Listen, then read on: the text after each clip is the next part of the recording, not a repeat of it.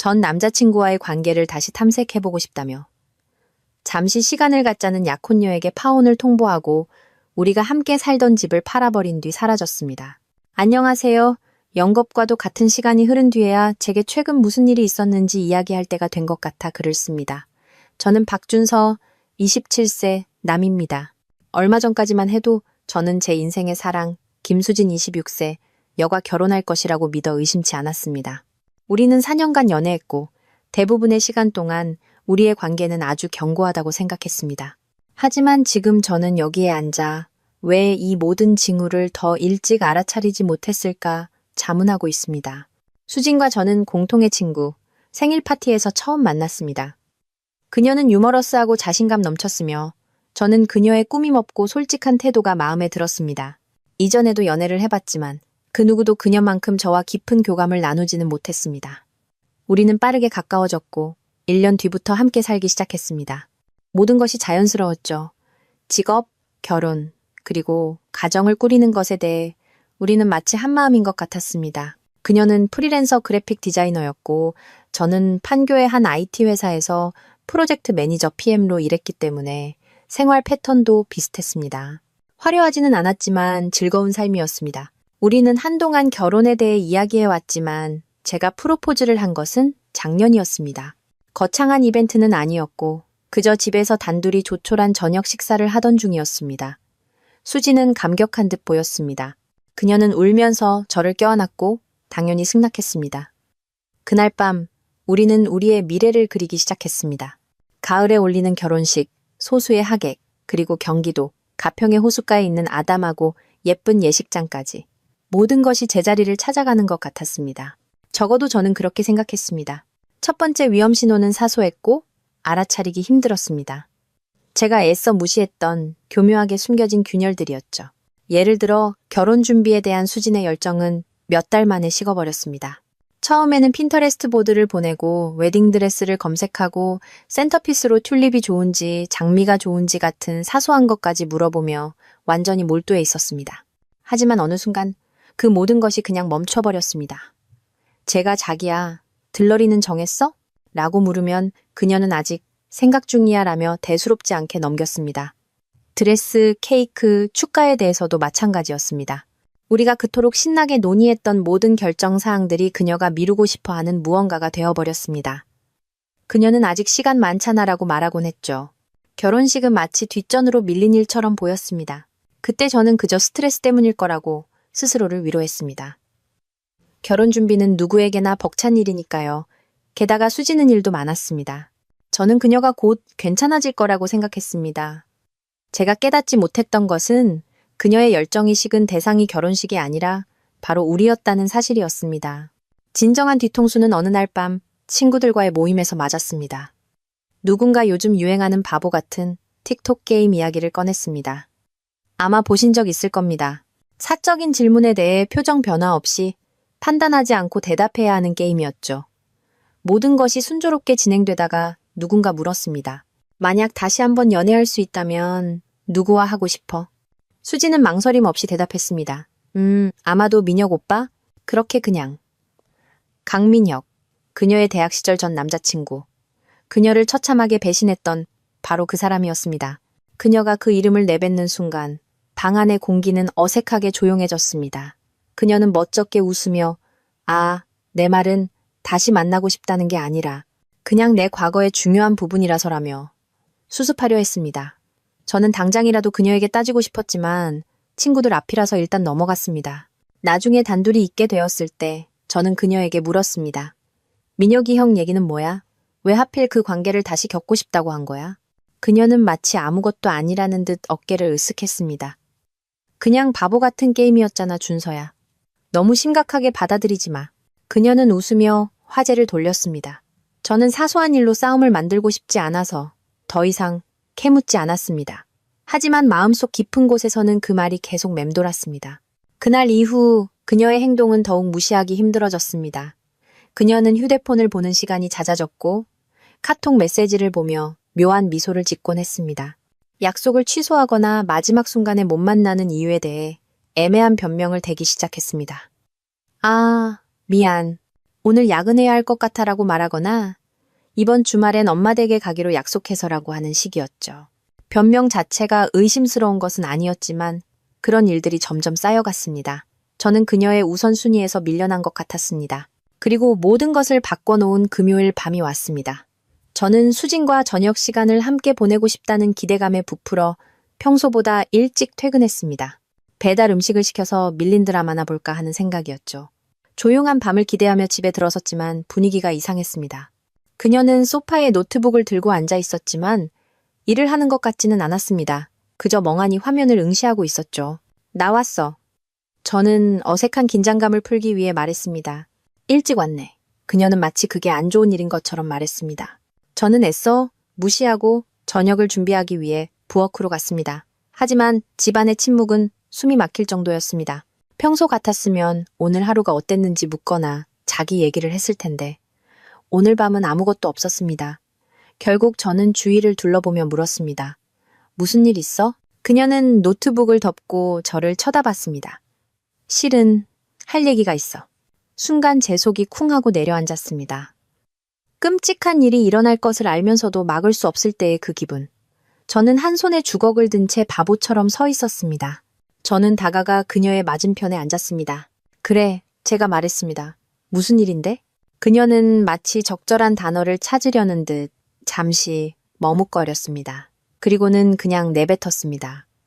우리 관계에 대해 그리고 민혁 오빠에 대해 생각해봤어. 맹세코 저는 거의 웃을 뻔했습니다. 민혁이 형? 진심이야? 그 사람이랑 무슨 상관인데? 그녀는 입술을 깨물며 제 시선을 피했습니다. 내 생각에 나한테 생각할 시간이 좀 필요한 것 같아. 잠시 시간을 갖고 그 사람과 나 사이에 아직 무언가 남아있는지 확인해보고 싶어. 저는 제 귀를 의심했습니다. 잠시 시간을 갖고 내 전 남자친구랑 데이트를 해보겠다고? 너 제정신이야, 수진아? 우리 약혼했잖아. 그런 게 아니야. 그녀는 마치 상황을 무마할 수 있다는 듯 서둘러 대답했습니다. 그냥 내가 너와 함께하는 게 옳은 선택인지 확인하고 싶은 거야.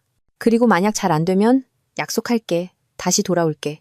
바로 그 순간 저는 그녀의 뻔뻔함이 어느 정도인지 깨달았습니다.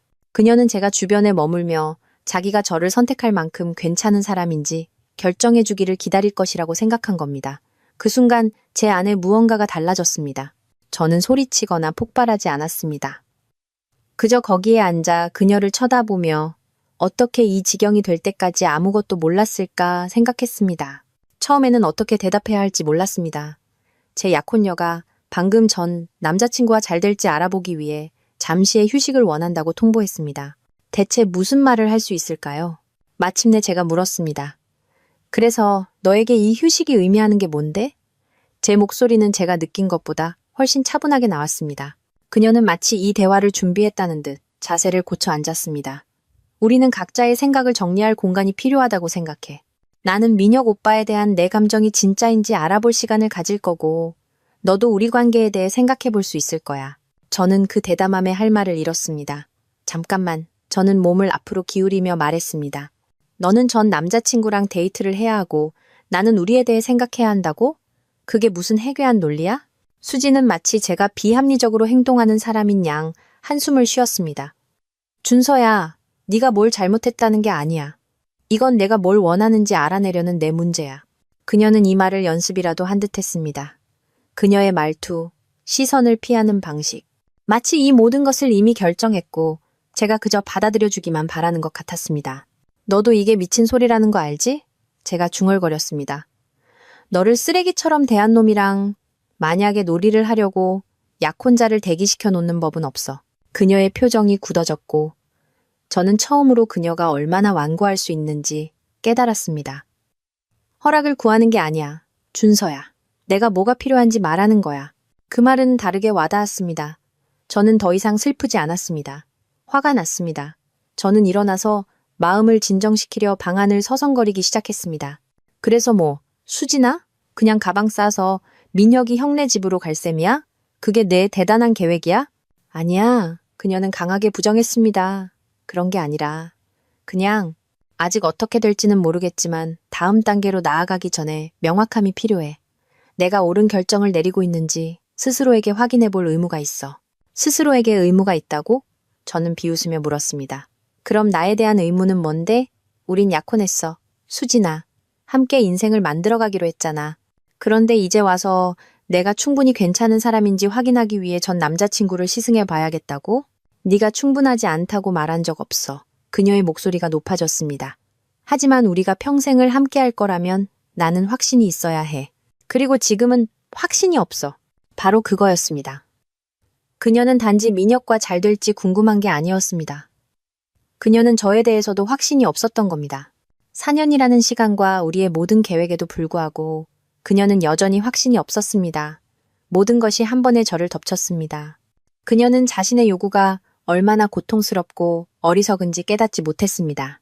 그녀는 이것이 합리적이라고 믿었고 그녀가 머릿속에 어리석은 생각을 정리하는 동안 제가 그냥 가만히 앉아 기다릴 것이라고 생각했습니다. 저는 서성이는 것을 멈추고 그녀를 쳐다봤습니다.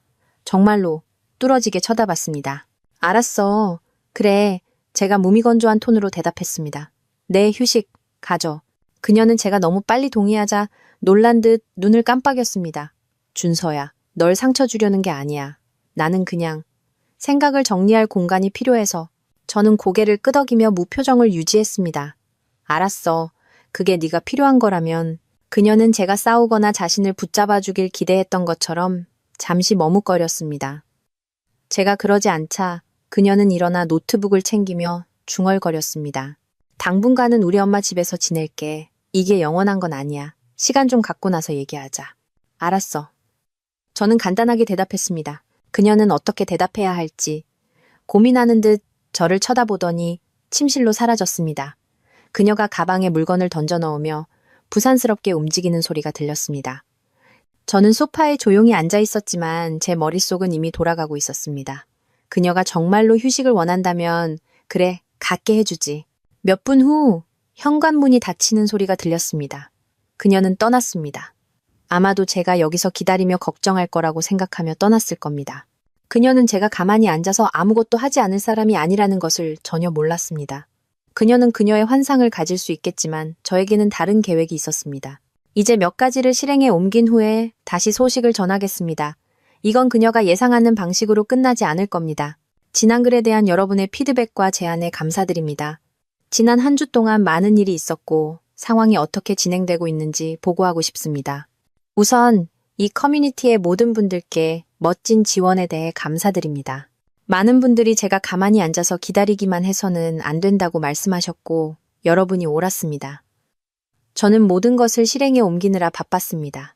먼저 제 친구 지훈에게 전화했습니다. 그는 대학 시절부터 제 가장 친한 친구이고 좋은 말로 포장하는 성격이 아닙니다. 모든 이야기를 들은 그는 치킨과 맥주를 사들고 왔고 우리는 밤새도록 계획을 짰습니다. 야, 너도 알지? 민혁이랑 잘 안 되면 분명히 기어들어 오려고 할 거야. 지훈이 말했습니다. 물론 그가 옳았습니다. 우리가 이야기를 나눌수록 제가 주도적으로 움직여야 한다는 것이 더욱 분명해졌습니다. 이것은 복수가 아니었습니다. 제 삶의 통제권을 되찾는 것이었죠. 저는 집부터 시작했습니다. 수지는 그 집이 완전히 제 명의로 되어 있다는 사실을 잊은 것 같았습니다. 그녀는 마치 우리 집인 것처럼 행동하는 것을 좋아했죠. 항상 자기가 고른 커튼이나 페인트색에 대해 이야기했지만 주택담보대출금을 내는 사람은 저였습니다. 저는 월요일 아침 일찍 부동산 중개인에게 전화했습니다. 중개인이 집을 보러 왔고 우리는 즉시 매물로 내놓기로 결정했습니다. 우리 동네 부동산 시장은 지금 화랑이라 이미 여러 잠재 구매자가 나타났습니다. 수지는 이 사실을 전혀 모릅니다. 아마 제가 우리의 공동의 집에 앉아 그녀가 감정을 정리하기를 기다리고 있다고 생각하겠죠. 다음 단계는 제 삶에서 그녀를 점진적으로 제거하는 것이었습니다. 그녀가 그토록 고집했던 live, laugh, love 같은 문구가 적힌 장식품들 전부 버렸습니다. 그녀가 꼭 있어야 한다던 예쁜 쿠션들 기부했습니다. 그녀가 남겨두고 간혹과 개인 물품들은 제가 조심스럽게 모두 포장했습니다. 하지만 여기서 저는 전략적으로 움직였습니다.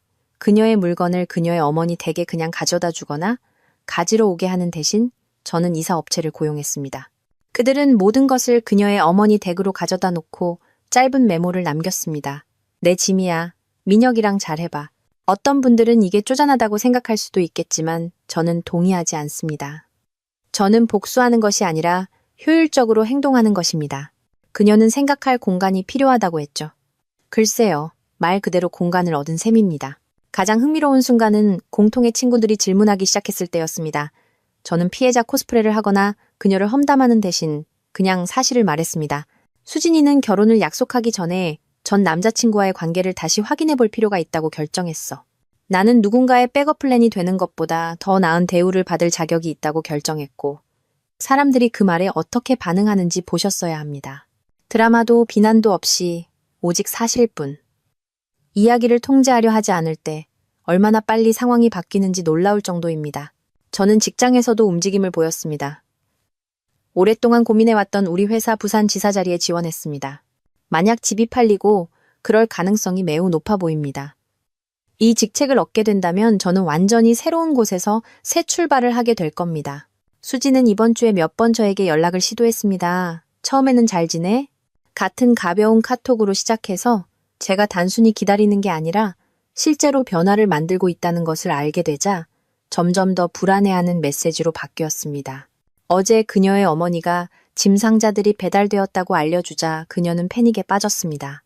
너 지금 뭐 하는 거야? 왜 다 끝난 것처럼 행동해? 저는 제 대답을 간단하게 유지했습니다.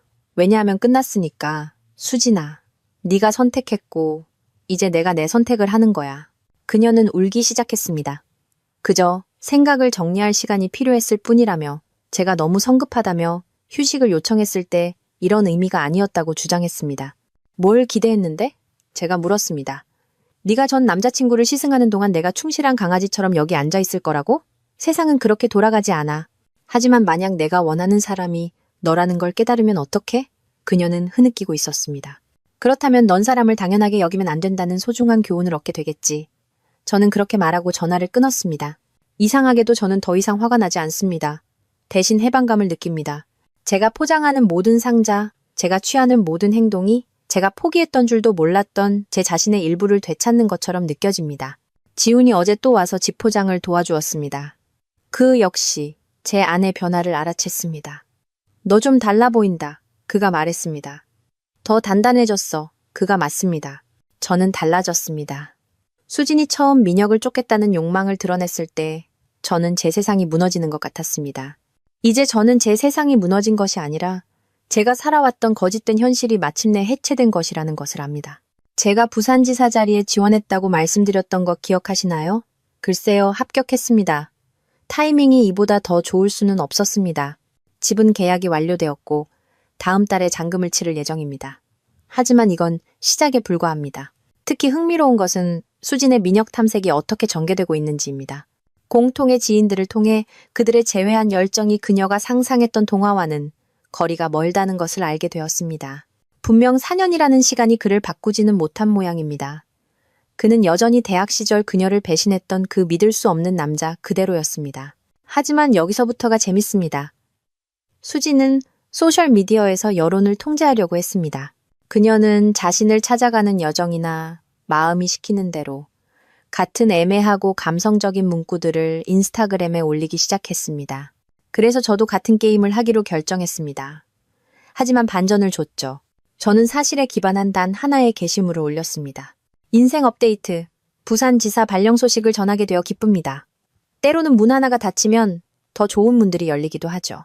이 새로운 장을 기대합니다. 댓글과 카톡이 쏟아지기 시작했습니다. 사람들은 저를 축하해 주었고 이사에 대해 물었고 물론 수진에 대해서도 궁금해했습니다. 저는 제 대답을 간단하고 정직하게 유지했습니다. 우리는 더 이상 함께하지 않아요. 그녀는 다른 선택지를 탐색하고 싶어 했고 그래서 저도 제 선택지를 탐색하고 있는 중입니다. 이것은 우리 소셜서클에 환상적인 연쇄 반응을 일으켰습니다. 상황에 대해 확신이 없었던 친구들이 수진이 암호 같은 관계 인용구를 공유하는 동안 제가 이 상황을 품위 있게 대처하는 것을 보고는 분위기가 완전히 바뀌었습니다. 그 다음은 직업적인 파장이었습니다. 수진의 프리랜서 디자인 일은 대부분 추천과 인맥에 의존합니다. IT 업계의 공통 지인이자 수진에게 많은 클라이언트를 소개해주던 유라이 19세. 여가 저에게 연락했습니다. 무슨 일 있었는지 알아야겠어? 유라가 카페에서 설명했습니다. 수진이는 각자 성장을 위해 잠시 떨어져 있는 거라고 사람들한테 말하고 다니는데 뭔가 이상해. 저는 유라에게 수진이 민혁과 데이트하고 싶어 했다는 사실을 공유했습니다. 유라의 표정이 모든 것을 말해주었습니다. 그녀는 믿지 못했습니다. 그 주가 끝날 무렵 여러 잠재 클라이언트들이 수진과의 프로젝트를 보류했습니다. 제가 나쁜 말을 해서가 아니라 솔직히 약속을 그렇게 가볍게 여기는 사람과 누가 일하고 싶겠습니까? 수진은 변화를 감지했습니다. 그녀의 카톡은 더 잦아지고 절박해졌습니다. 왜 사람들한테 민혁 오빠 얘기를 하고 다녀? 내 평판을 망치고 있잖아. 이건 불공평해. 난 그냥 생각할 시간이 필요했을 뿐이라고. 저는 마지막 문자에 이렇게 답했습니다. 넌 네가 원했던 걸 얻었잖아. 시간과 공간. 내가 내 시간을 어떻게 보내는지는 더 이상 네 관심사가 아니야. 그리고 전환점이 왔습니다. 민혁이 그의 멋진 지혜를 발휘하여 수진과 제가 첫 데이트를 했던 바로 그 레스토랑에서 함께 찍은 사진을 올렸습니다. 그녀가 그와 함께 우리의 역사를 재현하려 했던 것이 분명했습니다. 슬프면서도 우스꽝스러웠죠. 그 게시물은 오래가지 않았지만 피해는 이미 발생했습니다. 우리 친구들이 그것을 목격했고 수진의 자아찾기 이야기를 지지하던 몇 안 되는 사람들마저 그녀에 대한 존중을 잃었습니다. 심지어 그녀의 친언니까지 저에게 연락했습니다. 수진이가 이렇게 대처해서 정말 미안해요. 오빠는 더 좋은 사람 만날 자격이 있어요. 가장 만족스러운 부분은 무엇이었을까요? 저는 복수할 필요가 없었습니다. 저는 그저 제 삶을 자유롭고 정직하게 살았고 반면에 수진은 양다리를 걸치려고 했습니다. 진실은 드러나기 마련입니다. 어제 그녀가 제 사무실로 찾아왔습니다. 민혁은 이미 그의 본색을 드러낸 듯 했습니다. 다른 여자들에게 추파를 던지고 믿을 수 없게 행동하는 익숙한 이야기였죠. 그녀는 울고 있었습니다. 내가 정말 큰 실수를 했어. 그녀가 흐느꼈습니다. 나는 약속이 두려웠어. 더 나은 것이 있는지 확인해야 한다고 생각했어. 하지만 내가 틀렸어. 네가 내게 일어난 최고의 일이야. 저는 그저 그녀를 차분하게 바라봤습니다. 아니 수진아. 내게 일어난 최고의 일은 우리가 결혼하기 전에 네가 네 본색을 보여준 거야. 그녀는 우리가 이걸 고칠 수 있다며 상담도 받고 다시 신뢰를 줄 수 있다는 것을 증명하겠다며 반박하려 했습니다. 저는 그저 고개를 저었습니다. 넌 아직도 이해를 못하는구나. 그렇지? 이건 더 이상 민혁이 문제가 아니야. 이건 네가 네 선택지를 탐색하는 동안 나를 백업으로 두려고 했던 너의 문제야. 그건 사랑이 아니야. 그건 편의주의지. 그녀는 망연자실한 채 제 사무실을 떠났지만 저는 그 어느 때보다 기분이 좋았습니다. 집은 다음 주에 잔금을 치르고 대부분의 짐은 쌓여 있으며 부산에서의 제 새로운 삶은 한 달 뒤에 시작됩니다. 재밌는 것은 어떤 사람들은 제가 너무 가혹하다고 생각한다는 겁니다. 누구나 실수는 한다고 그들은 설명합니다. 하지만 이것은 실수가 아니었습니다. 그것은 선택이었습니다. 그녀가 민혁에게 카톡을 보낼 때마다 어디에 있었는지, 거짓말할 때마다, 우리의 관계를 보류할 계획을 세우는 모든 순간마다 실제로는 여러 선택지가 있었습니다. 이 모든 것이 선택이었습니다. 부산은 제가 상상했던 모든 것입니다. 제 새 아파트는 멋진 해운대 바다 전망을 자랑하고 이곳의 IT 업계는 환상적입니다. 제 새 사무실 팀도 훌륭합니다. 드라마보다 성장과 혁신을 우선시하는 사람들 곁에 있다는 것은 신선한 경험입니다. 하지만 먼저 서울에서 일이 어떻게 마무리되었는지 알려드리겠습니다. 잔금은 순조롭게 치러졌고 집은 실제로 호가보다 더 높은 가격에 팔렸습니다.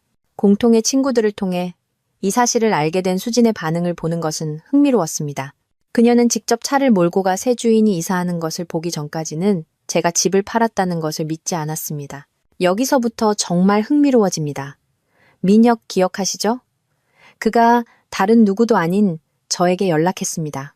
그는 문제를 일으킬 의도가 전혀 없었고 수진이 그에게 먼저 연락했다는 긴 메시지를 보냈습니다. 그녀가 휴식을 요청하기 몇 달 전부터 말이죠. 수진은 꽤 오랫동안 그녀의 작은 탐색을 계획해왔던 것입니다. 그녀는 몇 달 동안 민혁에게 메시지를 보내며 자신의 백업 전략을 위한 기반을 조심스럽게 다지고 있었습니다. 아이러니하게도 민혁은 그들의 관계를 끝냈습니다. 그의 말에 따르면 너한테 그렇게 할 수 있는 여자면 누구한테든 그럴 수 있다는 이유에서였습니다. 수진의 직업적 추락은 상당했습니다. 그녀가 줄 세워놓았던 모든 클라이언트들을 기억하시나요? 대부분 다른 디자이너를 찾았습니다. 제가 무슨 말을 해서가 아니라 업계의 소문이 퍼졌기 때문입니다. 그녀의 가장 큰 클라이언트 중 하나는 실제로 저에게 연락했습니다.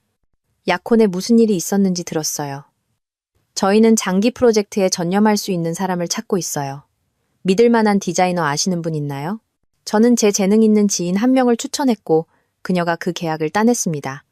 인과응보라고 할까요? 수진의 소셜미디어 붕괴는 볼만했습니다. 처음에는 소중한 사람을 잃은 것에 대한 슬픈 인용구들이 올라오더니 그 다음에는 성장을 감당하지 못하는 유해한 사람들에 대한 분노의 게시물이 이어졌습니다. 마침내 그녀는 모든 사람에게 자신이 얼마나 행복한지를 보여주려는 절박한 시도를 했습니다. 마지막 것은 꽤 흥미로웠습니다. 그녀는 자신의 디자인 회사를 시작한다고 썼습니다. 3일 후, 그녀는 채용 공고에 지원서를 보내기 시작했습니다. 지난주에 그녀의 언니가 다시 연락했습니다. 수지는 분명 우리 관계에서 치유할 시간이 필요하다며 부모님 댁에 머물고 있다고 합니다.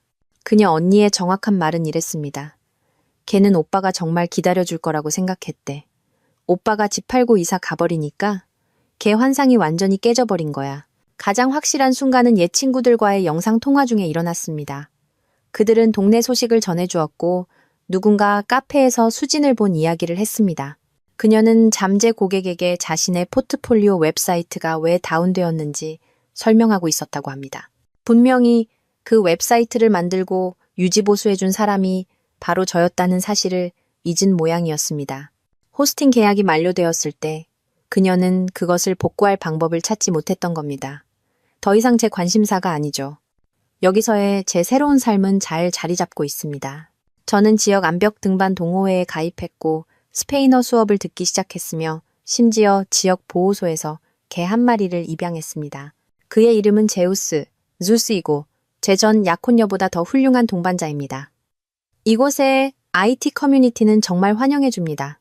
지난주에는 개발자 컨퍼런스에서 연설해달라는 초대를 받았는데 만약 제가 서울에 머물렀다면 일어나지 않았을 일입니다. 죽은 무게를 끌고 다니지 않을 때 얼마나 많은 것을 성취할 수 있는지 놀라울 따름입니다. 수진과의 마지막 교류가 한 번 있었습니다. 그녀는 우리의 공유 클라우드 저장소에 있는 오래된 사진 몇 장을 요청하는 이메일을 보냈습니다. 저는 이미 제가 원하는 것을 다운로드하고 몇 주 전에 계정을 해지했습니다. 그녀의 이메일에는 이렇게 적혀 있었습니다. 네가 나를 네 인생에서 지우려고 하는 건 알지만 우리의 기억까지 지울 수는 없어. 그 4년은 의미가 있었잖아. 제 답장은 간단했습니다. 내 말이 맞아. 그 시간들 덕분에 내가 연인에게서 원하지 않는 것이 무엇인지 확실히 알게 됐어. 교훈을 줘서 고마워. 몇몇 공통지인들은 제가 너무 가혹하고 그녀의 혼란의 순간을 더 이해해줘야 한다고 생각합니다. 하지만 그것은 순간이 아니었습니다. 그것은 그녀가 더 나은 선택지라고 믿는 것을 추구하는 동안 저를 안전망으로 유지하려는 계산된 결정이었습니다. 이 모든 것에서 제가 배운 가장 중요한 것은 무엇일까요? 때로는 당신에게 일어나는 최악의 일들이 최고의 결과로 이어진다는 것입니다.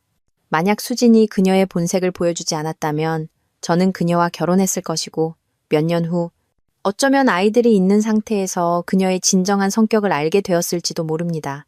대신 저는 멋진 도시에 훌륭한 직장을 갖고 새로운 친구들을 사귀며 미래에 대해 낙관적인 기분을 느끼고 있습니다. 배신의 고통은 총알을 피한 것에 대한 감사함으로 바뀌었습니다. 이 이야기를 따라와 주시고 조언을 해주신 모든 분들께 감사드립니다. 여러분의 격려는 제가 흔들릴 수 있었을 때 굳건히 서 있도록 도와주었습니다.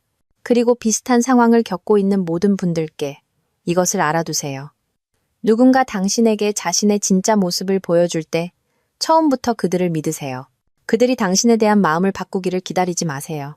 인생은 누군가의 백업 플랜으로 살기에는 너무 짧습니다. 때로는 당신이 할 수 있는 최선의 일은 떠나서 자신을 위해 더 나은 것을 만드는 것입니다. 이것으로 제 이야기는 끝입니다.